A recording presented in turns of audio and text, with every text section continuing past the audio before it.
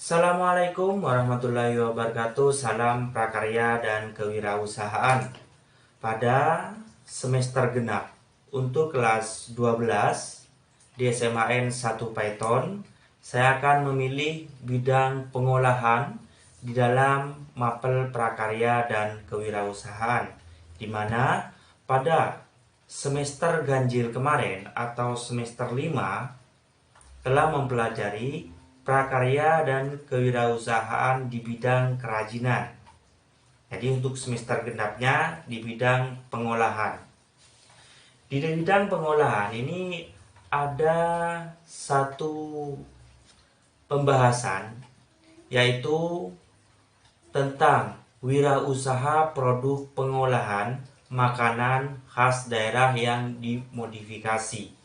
Jadi tujuannya supaya siswa bisa memiliki mindset atau pola pikir menjadi seorang wirausaha dengan mengolah makanan khas daerah yang sudah ada tapi dimodifikasi. Jadi itu tujuannya. Untuk memenuhi tujuan tersebut, ada beberapa pengetahuan yang akan dipelajari. Ada 5. Yang pertama adalah perencanaan usaha makanan khas daerah modifikasi. Yang kedua, teknologi pengolahan makanan khas daerah modifikasi.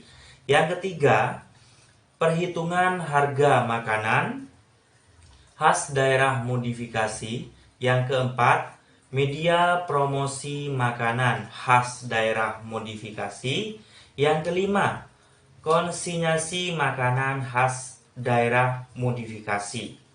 Untuk pertemuan kali ini, saya akan membahas tentang perencanaan usaha makanan khas daerah modifikasi. Itu ada 3 materi. Materi yang pertama tentang keragaman makanan khas daerah. Materi kedua tentang metode pengolahan sederhana. Materi ketiga, sumber bahan baku melimpah. Kita fokus pada materi yang pertama atau 1.1, yaitu keragaman makanan khas daerah. Indonesia dikenal sebagai negara kepulauan. Betul ya? Indonesia dikenal sebagai negara kepulauan. Terdiri atas berbagai suku bangsa, bahasa, dan budaya. Setiap daerah mempunyai makanan khas yang menjadi bagian dari ciri khas daerah tersebut dan dapat menjadi bagian dari daya tarik untuk pariwisata. Beberapa terobosan dapat dilakukan untuk mengangkat citra makanan khas daerah. Misalnya, penunjukan suatu produk khas menjadi ikon daerah tersebut. Misalkan di Probolinggo, itu untuk khasnya Probolinggo ada yang namanya mangga, ada juga anggur. Itu ikonnya ya.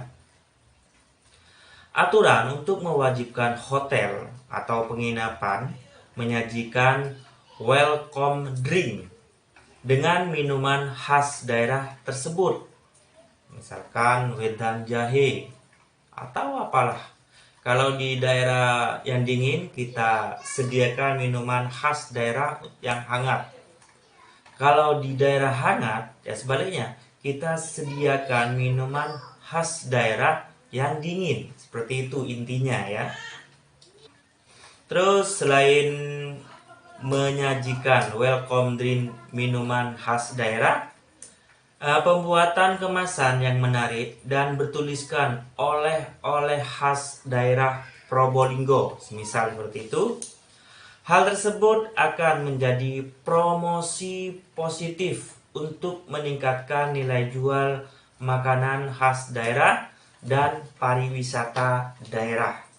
Kalau di daerah Python atau di daerah ini ya, Probolinggo bagian timur, itu banyak sekali tempat-tempat wisata pantai. Contohnya ada Pantai Bohai, contohnya juga ada Pantai Duta, contohnya juga ada Pantai Bentar, dan lain-lain. Dari tempat wisata tersebut, kita bisa mengenalkan produk atau makanan khas daerah Probolinggo bagian timur, seperti itu. Pengembangan makanan khas daerah selain dapat membuka peluang usaha yang cukup besar, juga otomatis dapat memperluas lapangan pekerjaan. Kreativitas dibutuhkan dalam pengembangan wirausaha makanan khas daerah agar cita rasa lebih bervariasi atau banyak pilihannya. Penampilan produk lebih menarik, produk lebih awet, serta upaya promosi dan sosialisasi yang lebih ditingkatkan. Mempertahankan dan mengembangkannya adalah solusi untuk tetap menjaga keberadaannya. Juga tentu menjadi peluang bisnis yang sangat baik. Nah, jadi itu dipertahankan dan dikembangkan. Misalkan ada produk khas daerah, kertas viral di daerah Kresek ya. Mungkin kertas viral itu nanti bisa jadi produk oleh-oleh khas daerah. Tentunya harus bekerja sama dengan misalkan ahli-ahli kuliner supaya kertas viral itu memiliki banyak rasa. Bukan hanya manis, mungkin rasa durian, rasa stroberi, dan lain-lain. Dan juga mungkin lebih awet, mungkin bisa dikonsumsi dan bertahan selama 3 hari.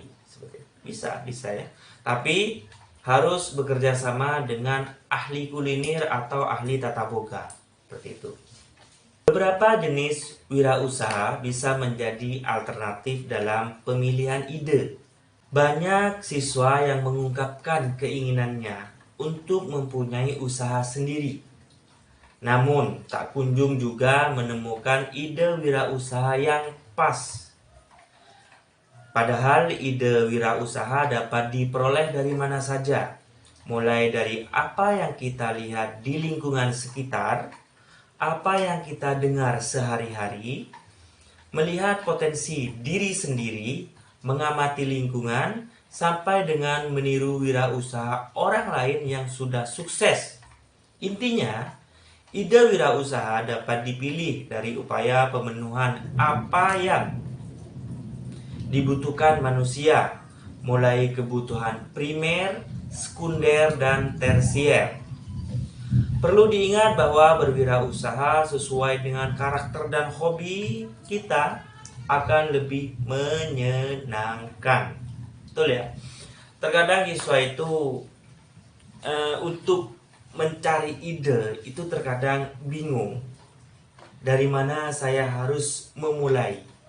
Mungkin saran yang tadi saya sampaikan, misalkan melihat lingkungan, melihat kehidupan sehari-hari, terus melihat bahan atau sumber daya alam yang melimpah di lingkungan kita, terus bisa kita dibuatkan sebuah produk khas atau produk khas yang sudah ada.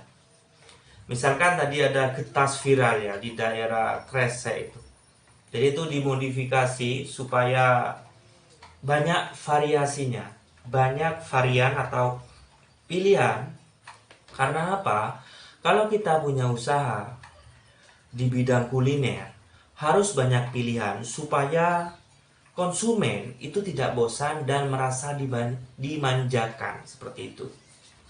Kewirausahaan bidang makanan olahan bisa menjadi ide alternatif yang sangat menjanjikan.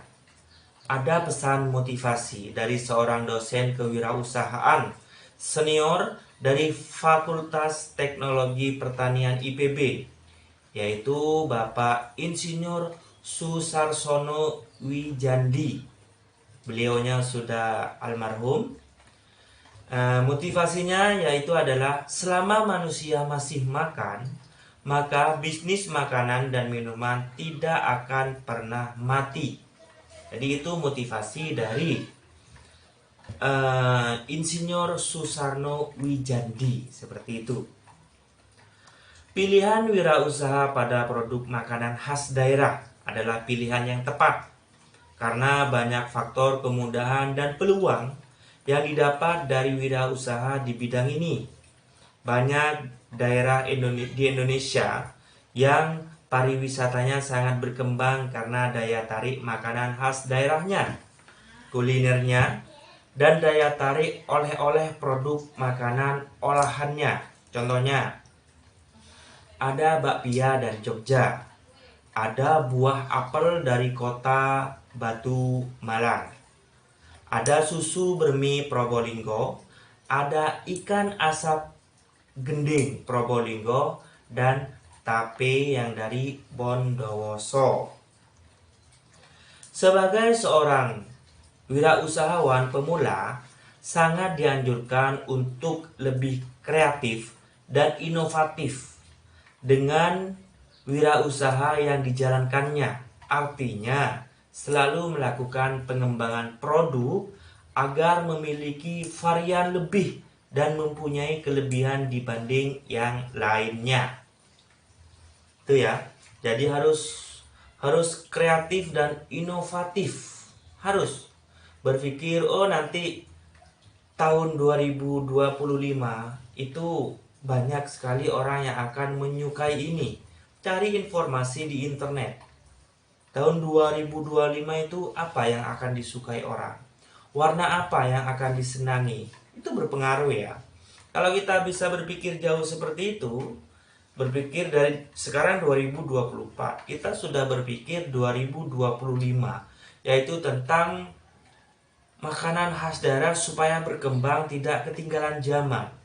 Misalkan gelagel atau lughulu atau jemblem ya, yang awalnya itu isinya gula, mungkin bisa diisi coklat, keju, stroberi, dan lain-lainnya.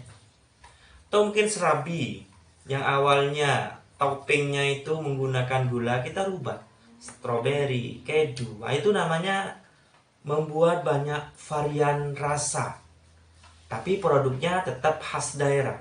Serabi misalkan, tapi kan variannya yang dirubah toppingnya. Nah, jadi itu pertemuan sekarang tentang keragaman makanan khas daerah yang dimodifikasi. Oke, sudah. Itu pertemuan awal untuk prakarya dan kewirausahaan bidang pengolahan. Salam prakarya dan kewirausahaan.